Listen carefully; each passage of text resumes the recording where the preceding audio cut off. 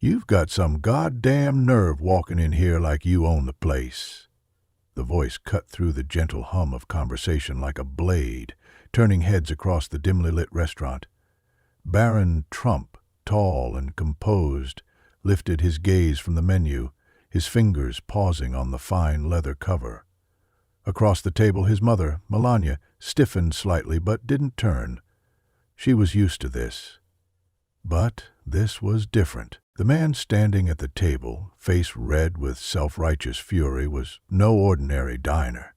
He was a longtime member of the local Homeowners Association, a figure who had spent years rallying against the mere existence of Trump properties in the area.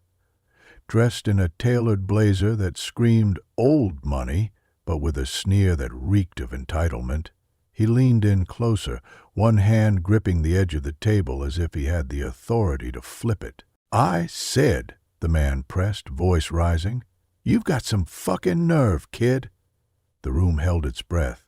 The chatter from surrounding tables had died down. Forks hovered inches above plates. Waiters lingered awkwardly, unsure whether to intervene. Barron exhaled slowly, setting his menu down with deliberate care. He tilted his head, looking the man over, sizing him up the way his father had taught him. Never react emotionally. Stay composed. Let them talk first. Let them make the first mistake. "And you are?" Barron asked, voice smooth, unfazed. The question landed like a slap. The man's jaw clenched. Oh, he didn't like that, Barron thought. "Don't act like you don't know me," the man spat. "Your father's bullshit real estate empire poisoned this whole damn neighborhood, and now you think you can just waltz in here like you belong? Like your family isn't a fucking stain on this city?" Melania shifted slightly, finally looking up, her expression a mask of quiet steel, but she said nothing. This was Barron's moment. He leaned back in his chair, stretching slightly, completely unbothered. "I see," he murmured, as if the man had just explained the weather. "Oh, do you?" the man barked. "You see how your goddamn name makes people sick? You see how we had to fight like hell to keep your family's grubby hands from buying up more of this neighborhood?" Barron smirked. "There it is. The tell, the ego, the overreach." "So, let me get this straight," Barron said, voice level, deceptively polite. What's your name again?" "Doesn't matter. You're upset because my last name exists? Because my father made money? Because—" "What, because I dared to have dinner in a restaurant you like?" "You entitled little shit. Entitled? Me?" Barron interrupted, tilting his head. "I'm sitting here minding my own business, enjoying a steak. You're the one screaming at a stranger in public. But please, tell me more about how I'm the problem." A few diners chuckled under their breath. The HOA man's face twisted. He wasn't used to being laughed at. He was used to being feared, respected. But Barron wasn't afraid, and he sure as hell wasn't backing down. The man slammed a palm against the table. "You think this is funny? You smug little punk. This city doesn't want you. We don't want your fucking family here. We don't want your money. And we sure as hell don't want you acting like you're above the rest of us." The last words came out in a near shout, and that's when the restaurant manager appeared, all nervous smiles and diplomatic hand gestures. "Sir, please, let's keep things civil." No, Barron said, holding up a hand, eyes locked onto the older man's. "Let him finish. I want to hear this." The man hesitated. He had expected a retreat, expected embarrassment. He had expected a spoiled brat who would shrink under pressure. Instead, he got this. Barron leaned forward slightly, voice dropping just enough that only the two of them could hear. "You know what's funny? You think this is about me, but it's about you. You barged over here, made a scene, humiliated yourself, and now the whole restaurant sees you for exactly what you are. A bitter little man, desperate to feel important." The man's mouth opened, but no words came out. Checkmate. A waiter hovered uncertainly beside them, trying to gauge if now was the time to step in. "Would you like to sit down?" Barron asked, voice still smooth, calm. "Or would you like to storm out like a tantruming child? Either way, I'd like to finish my dinner." The man stared, nostrils flaring, fists clenched at his sides. But he wasn't stupid. He could feel the tide turning. The murmurs of the other guests weren't ones of agreement anymore. The stares weren't in admiration. He had lost. Without another word, he turned on his heel and stormed toward the door. The entire restaurant seemed to let out a collective breath. A few people chuckled. Some murmured under their breath. A woman at a nearby table gave Barron a nod of respect. Milani reached for her glass of wine, took a slow sip, then finally spoke. "You handled that well." Barron picked up his menu again as if nothing had happened. "He started it," she smirked. "And you finished it." A waiter finally approached the table, clearing his throat awkwardly. Would you like to order now?" Barron barely glanced up. "Yes, I have the filet, medium rare." The restaurant had settled. Plates clinked. Hushed conversations resumed, and the soft melody of a piano in the background filled the air. But the tension? That was still thick. Barron could feel the eyes. He didn't need to turn around to know some were watching with respect, others with disdain. A few diners still murmured in small clusters, their hushed voices carrying a mix of, "Did you see that?" and "The nerve of that kid." Melania, unbothered as always, cut delicately into her steak. She didn't lecture, didn't scold. She never did. That was the thing about her. Unlike his father, who would turn this moment into a damn lesson on strategy, Melania let him be. Barron took a bite of his filet, savoring it like nothing had just happened. But something had. The HOA man, his name was Greg Lancaster, Barron had finally remembered, was a petty bastard, the type to hold a grudge. And sure enough, not 10 minutes later, a waiter cautiously approached the table, looking more nervous than a freshman intern in a boardroom full of sharks. "Mr. Trump," the waiter started hesitantly. "The management wanted me to inform you that, there's been a complaint." Milani raised an eyebrow, but didn't look up. Barron, sipping his water, barely reacted. "A complaint?" he repeated flatly. "From whom?" The waiter hesitated. He didn't want to answer. Milani, without breaking her poise, finally glanced up at the young man. "Speak," she said simply. The waiter swallowed hard. "Mr. Lancaster has requested that the restaurant, remove you?" Barron set his glass down a little too hard, the sound crisp against the silence that followed. Oh, this motherfucker. Remove him? For what? For existing? For being born into a last name he didn't choose? For having dinner in the same overpriced restaurant as a bunch of old money elites who thought they ran the city? For a long second, Barron just stared at the waiter. Not in anger, not in shock, just staring. "Let's see how they want to play this." "And what's the official reason?" Barron asked slowly, voice controlled. The waiter fumbled. "Well, technically, sir, he's citing disruptive behavior." A low chuckle escaped Barron's lips. Melania sighed, wiping the corners of her mouth with a pristine linen napkin. "Disruptive," Barron echoed, as if tasting the word. His mother set her utensils down softly, her every movement meticulous. Then she finally turned her full attention to the waiter.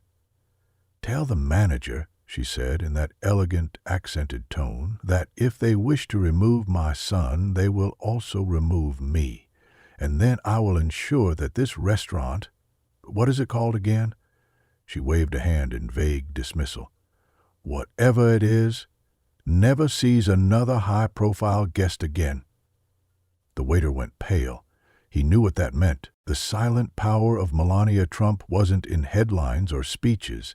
It was in a single call to the right person, a whisper in the right ear, a name casually dropped at the right event. But Barron, he had other plans. "Wait," Barron said smoothly, raising a hand. His lips curled slightly, something sharp behind his smile. "Actually, no need. Let's do this properly."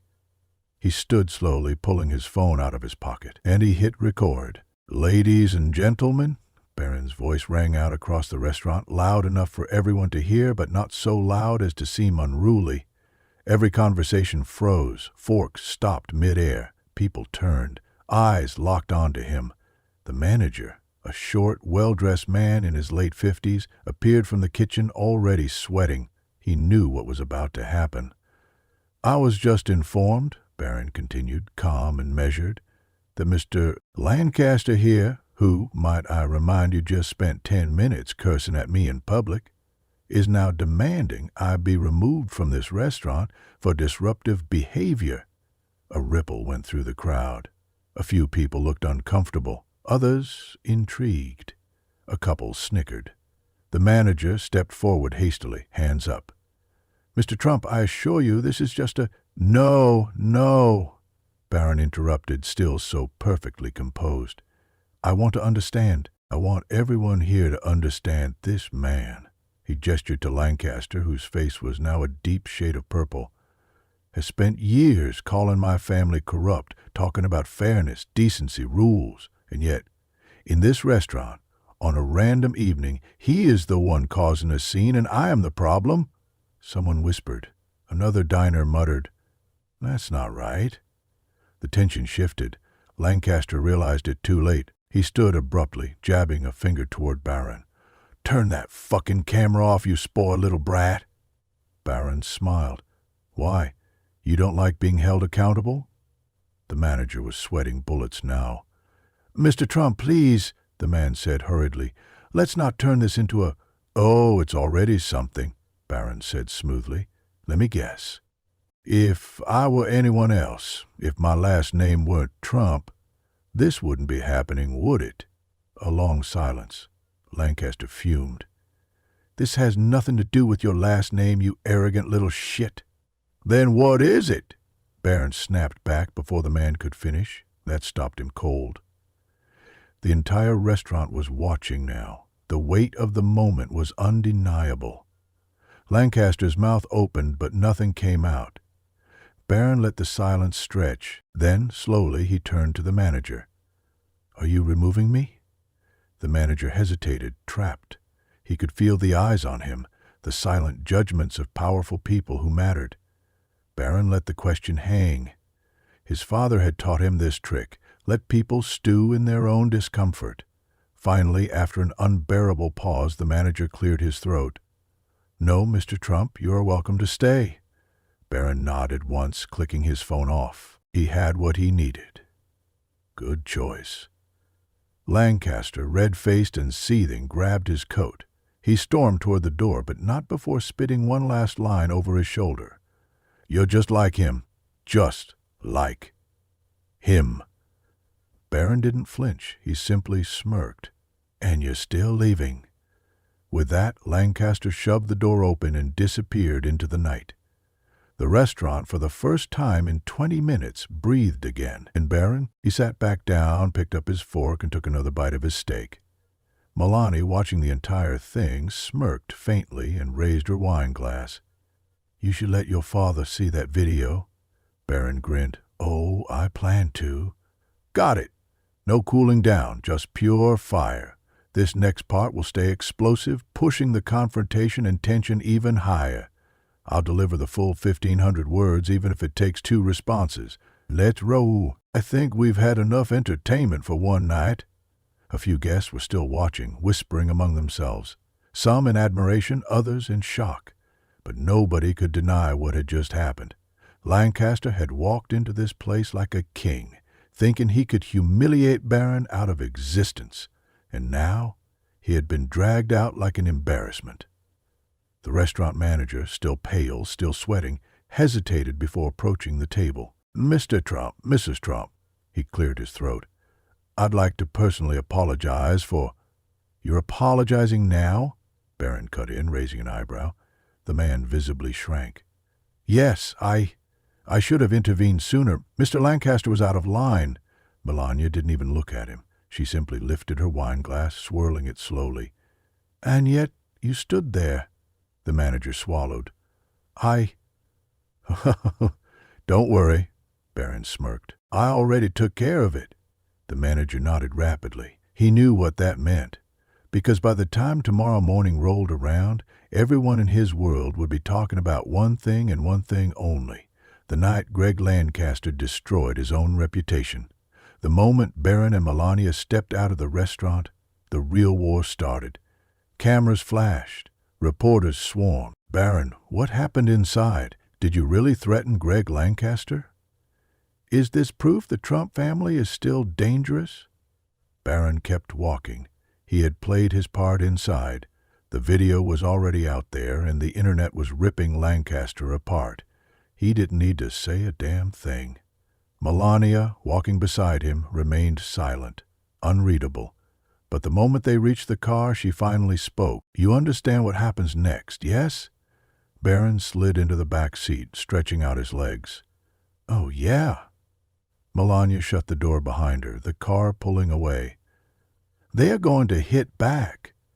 They already are. Barron flicked his phone screen open. The media machine was churning at full speed. Lancaster responds. Barron Trump is a threat to democracy. Greg Lancaster calls for urgent action against Trumpian intimidation. Breaking. NYC officials investigating Trump family's real estate dealings. Barron chuckled darkly. They move fast when they're scared. Melania glanced at the screen. This is not about fear. This is about control. And she was right. The political machine didn't tolerate losing.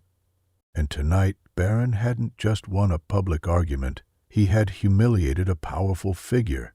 They weren't going to let that slide. By the time they reached the Trump Tower penthouse, Barron's phone wouldn't stop buzzing. His father's name flashed across the screen. Donald J. Trump, of course. Barron sighed, shaking his head. Here we go. Melania smirked. He's proud of you.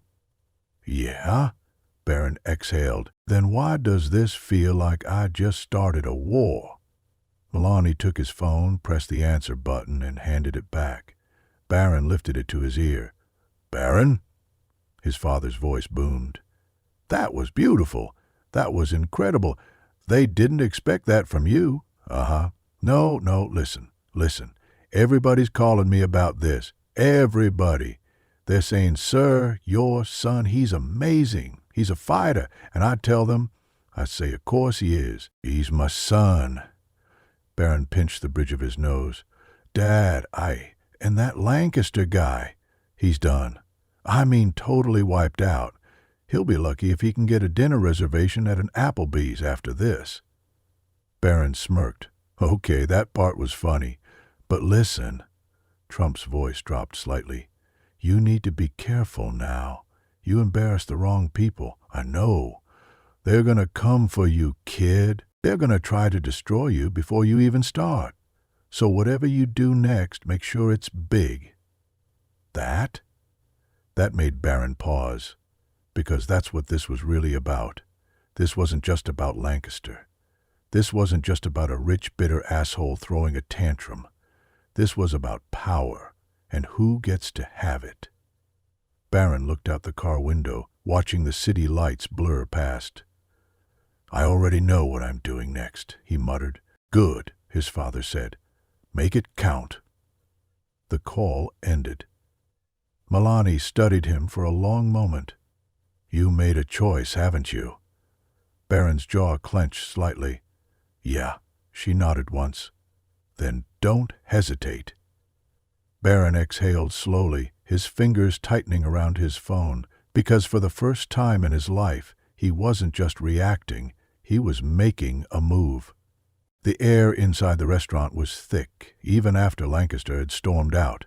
Conversations had picked up again, but there was a different energy now. People had witnessed something. A battle, a shift. Some still whispered, others stole glances at Barron, some approving, some disapproving, all watching.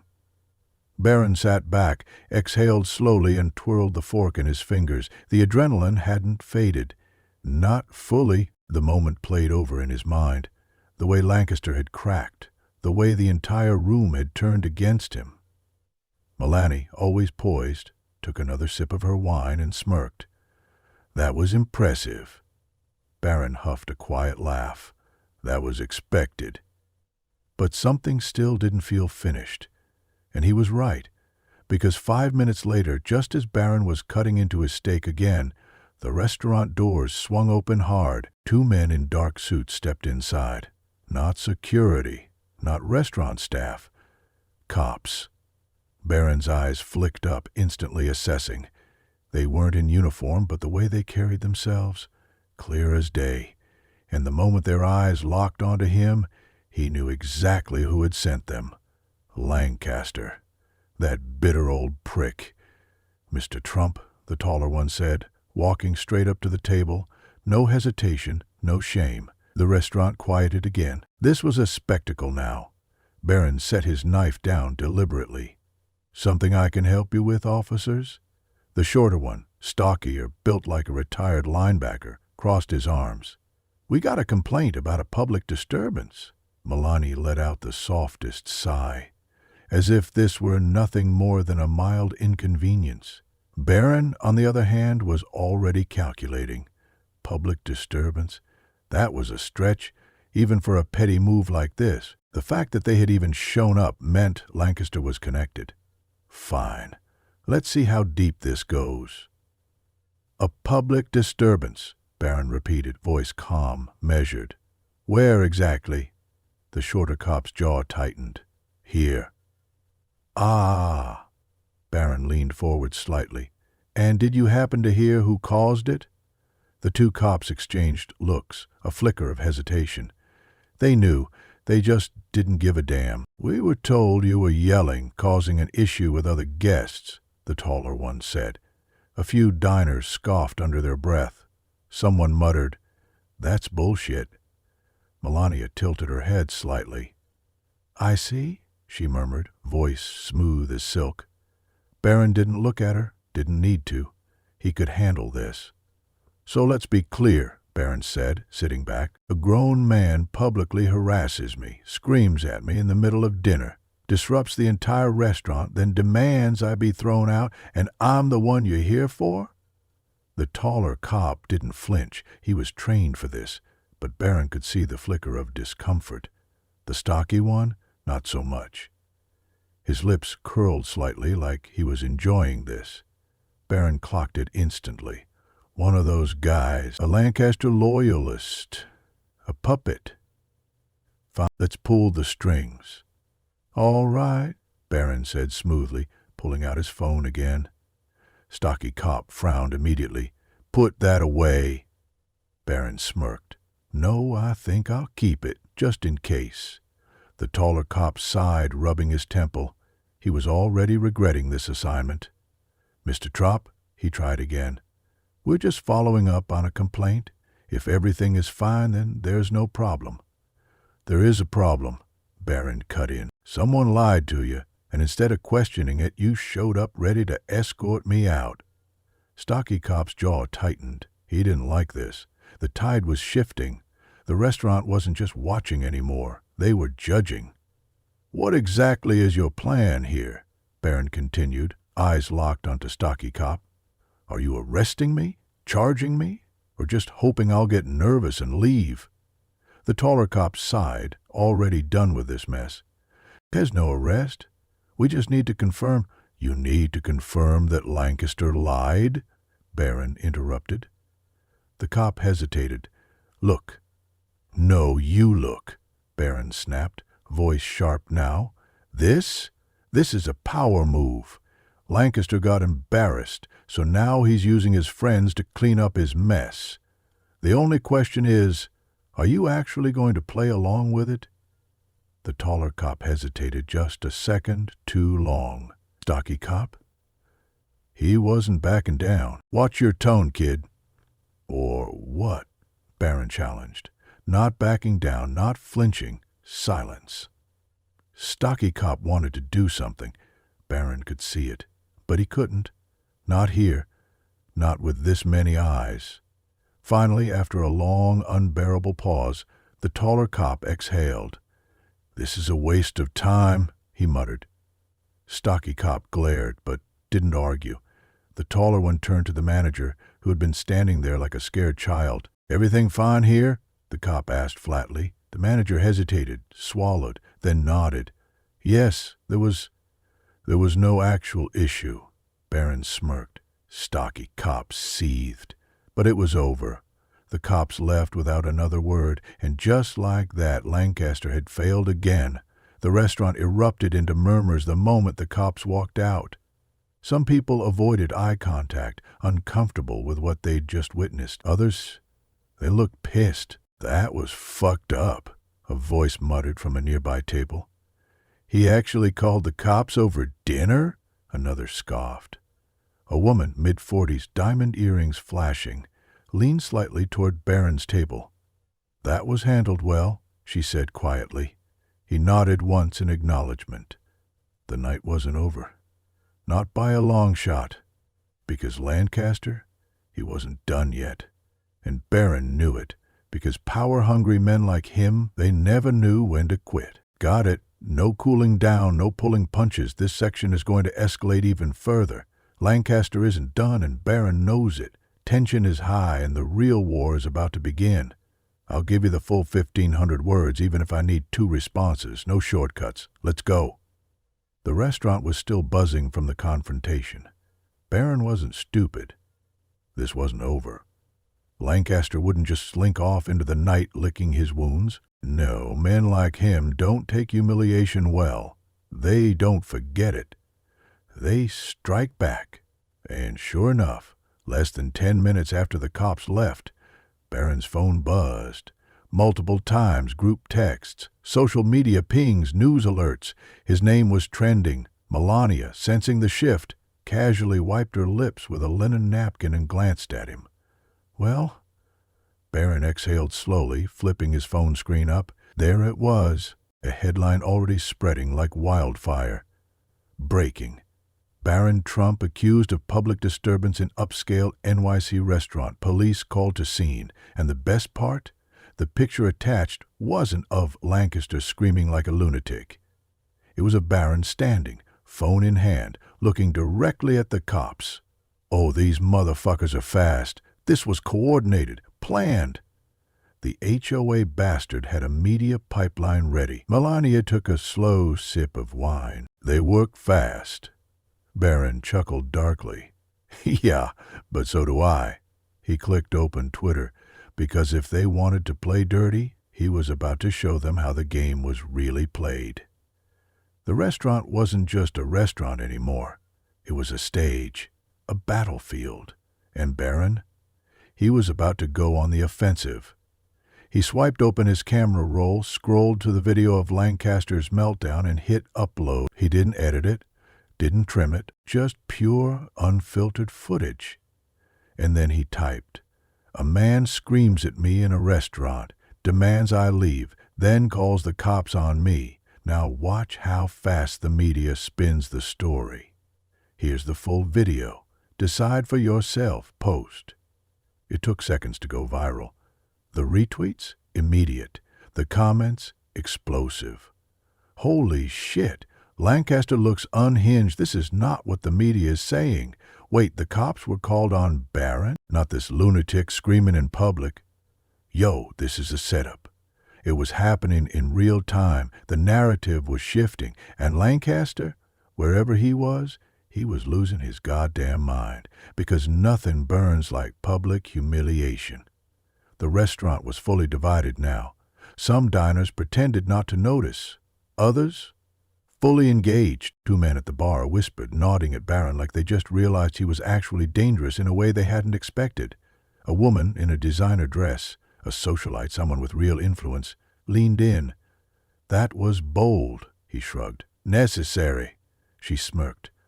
"Reminds me of your father." Barron's jaw twitched slightly, but he let it slide. He wasn't trying to be his father. He was trying to be better. And then, just as he took a slow breath, the restaurant doors slammed open again. A new wave of cameras. Paparazzi. They had been tipped off. Of course they fucking were. And guess who was walking back inside?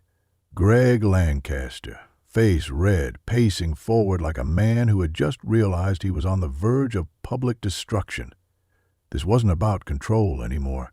This was desperation. He stormed toward the table, no pretense, no fake civility anymore. "You think this is fucking funny?" Barron barely glanced up. "I think you're about to make another mistake." Lancaster gritted his teeth. "You think some little Twitter stunt changes the facts? You think anyone with real power gives a damn what a bunch of trolls online think?" He leaned in close. "You're a goddamn Trump, boy, and that means you will always be the villain." Malani moved. Not fast, not aggressively. Just enough. A small movement, the kind that reminded people that power doesn't need to be loud. "Be careful with your words," she said softly. Lancaster scoffed. "Or what? What are you going to do, sue me? Call Daddy?" Barron finally set his phone down. He stood. Lancaster wasn't expecting it. The height difference was immediate. Barron wasn't a child. He wasn't some kid to be bullied. He was tall, built, and right now, he was dangerous. "I don't need to call anyone," Barron said, voice calm but sharp. "You already lost, you just haven't realized it yet." The restaurant was silent again. A waiter backed away slowly, not wanting to be collateral damage. Lancaster's hands curled into fists. "You entitled little—" Flash. Flash, the paparazzi were eating this up. Lancaster realized too late. This was his public meltdown, and then Barron went for the kill shot. "You walked back in here to fix your reputation," he said smoothly. "But now, you're just going viral for the second time tonight." Lancaster's face twisted. Pure rage. He swung a hand up, jabbing a finger toward Barron's chest. But he never made contact, because the restaurant manager grabbed his arm first. "Sir, you need to leave. Now!" Lancaster whipped his head around, eyes wide. "What?" The manager's face was stone cold. "You're done here." And just like that, Lancaster was officially thrown out. This time? He didn't walk away with power. He walked away a broken man. The doors shut behind him. The restaurant exhaled. "Barron?" He sat back down without a word. Bologna smirked. "That was well played." Barron picked up his phone, watching the notifications explode. "Yeah, but this isn't over." She tilted her head. "It's over for him." Barron chuckled, shaking his head. "No, it's just getting started. Got it." No cooling down, no mercy. Lancaster might be out of the restaurant, but this war is far from over. Barron knows how these people operate, and he's ready for the next attack. "I'll push this full 1,500 words. If I need a second response, I'll take it. No shortcuts.